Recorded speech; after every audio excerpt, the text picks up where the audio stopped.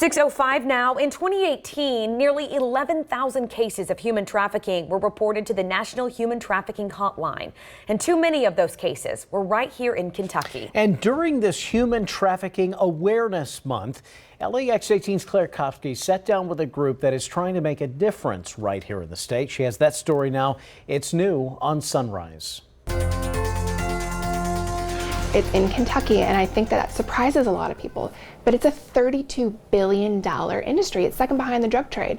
You can make $1 million off a girl or boy in 1 year. So it's lucrative, and that's why people do it. It's a national crisis that doesn't discriminate. Traffickers can look like anyone. It's male, female, all races, all creeds. Victims can look like anyone, all ages, all races, all creeds. I mean, that's the hard part. Eileen Levy works for the Well of Lexington. It's a safe haven for women who are victims of human trafficking to help them get back to a normal life. Most of the women that are in the program were born and raised in Kentucky, if that sets off a red flag for anybody.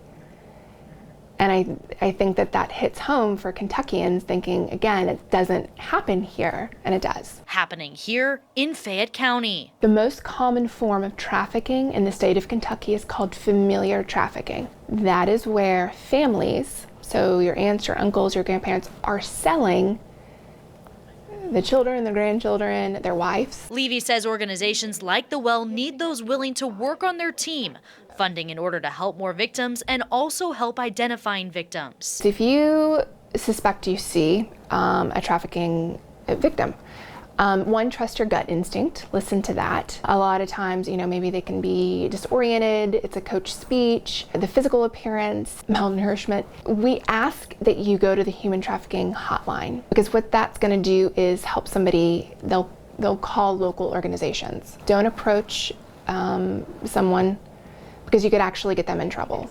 In trouble with the very person that's keeping them trapped in the industry. Like Eileen said, if you or someone you know are a victim of human trafficking, or if you think that you see something, you're encouraged to call the hotline number that you'll see here at the bottom of your screen. You can also text Be Free to 233-733. Those trying to combat this large industry say the community's help is what will help them combat the crisis, one victim at a time. Claire and Chris, back to you. Claire